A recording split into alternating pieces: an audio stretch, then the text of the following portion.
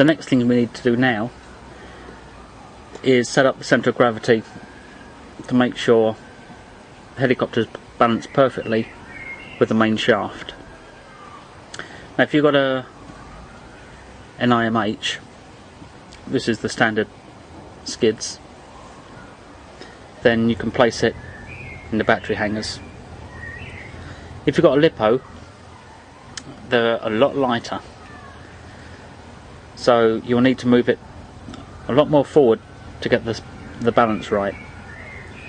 Best way to do that, some people just use rubber bands and tape it to the 4-in-1 inside here, which isn't really recommended, but I mean it will do in the short term.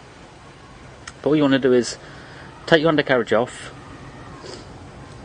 It will simply pull away from the main frame here.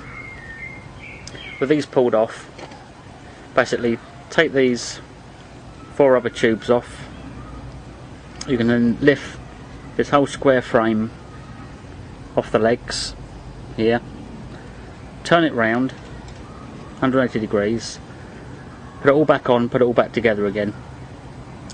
The reason being, these connectors here that were at the back will now be at the front, and these connectors have got holes in.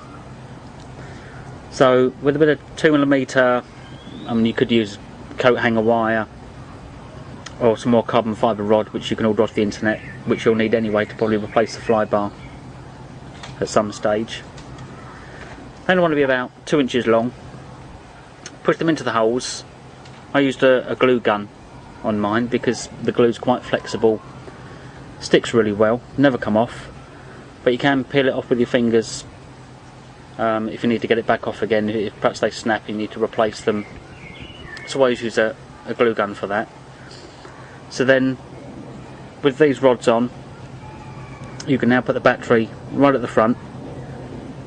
I'll use a couple of hair bands here to put at the front here, and if the back of the battery is somewhere in line with these legs, you're going to be somewhere close. And the way to check the centre of gravity is simply have the fly bar 90 degrees to the body. I'd use a couple of pencils. You're going to put them under here, lift the B up, and you're going to watch the skids and the tail. If it's balanced right, they'll both lift off the table at the same time. If it tends to do this, then obviously your batteries want to go a bit further back because it's going to be nose heavy. And if it lifts off this way, then it's tail heavy, so the battery will need to come forward more to the nose. If it lifts off right, as hopefully this will, so it's a bit windy, but if you use pencils rather than your fingers, then you get more of an accurate measurement for it. With that balance right, you can then turn it 90 degrees, so now the fly bar's parallel to the body. Lift it up again with the pencils. You can now look nose on and see if the skids lift off at the same time. Make sure it's not trying to lift off heavily this way or this way. It should be fairly right. It shouldn't really need much adjustment there.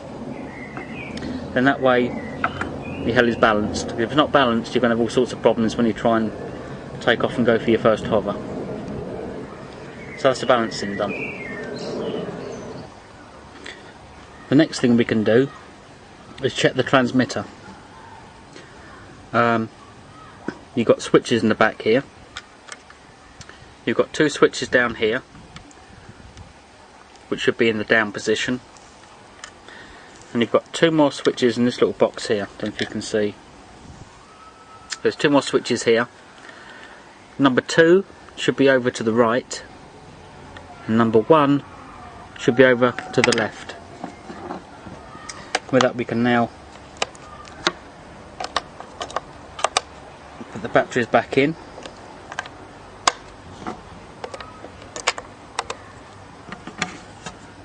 Put on the cover. The cover isn't very tight, so I just put a bit of electrical tape over that. You don't want it opening up and the batteries falling out while you're flying. Now on the front, you're going to make sure your trims are all central, these three. Your throttle trim wants to be all the way down, and that must stay down at all times. If that's up, then your 4-in-1 won't initialise, okay? Which means basically the gyro won't set up properly and it won't fly. Secondly, make sure that your throttle is down. You've got 4 switches over here. You're going to make sure these are up, up, down and up, because if these get switched over, then your movements on here are going to be in reverse for your helicopter. Big problems. So make sure they're right. Then the next thing you want to do is turn on the transmitter first, always. First on, last off. Okay, we can switch that on. You've got a little flashing light down here, which you probably can't see out here. But it'll flash for just a few seconds, and when that's solid, move it out of the way so you can't knock it. Then we can connect the battery to the 4-in-1. Now the servos are central. So with those central, the first thing you want to do is alter the pitch of these paddles, because at the moment they should be level. While you're learning to hover, it's a lot easier if you pitch them up 5 degrees. Let's say 3 to 5 degrees. It makes it a lot more stable while you're hovering. There's no good in forward flight. Once you're ready to start flying around, you need to bring these back to level.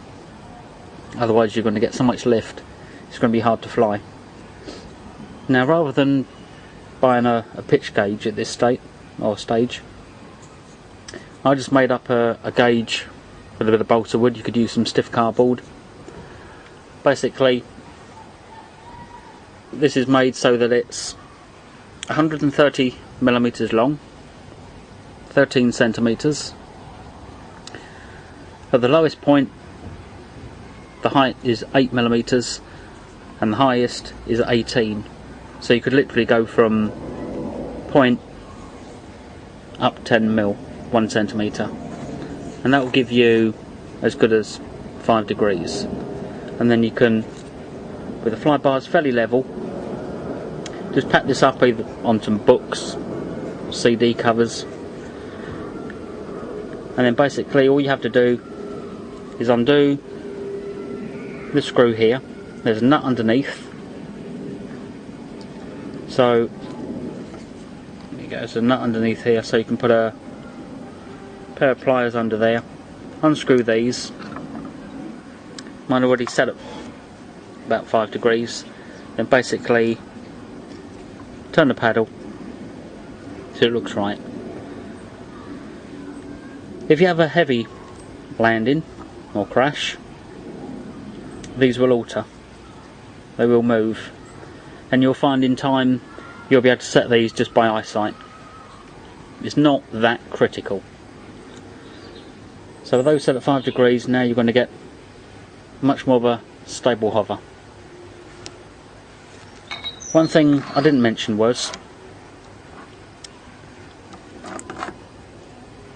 you got a light in here. Now when you first switch that on, I think it's red, then that will flash green for about 4 seconds and then it goes solid. Now while that's flashing, don't move the helicopter, because that is setting up the gyro for the tail. If you do move it accidentally, unplug it, plug it back in again. Don't move it until you get a solid green light, then that's set. So that's that part done. And remember, disconnect the 4-in-1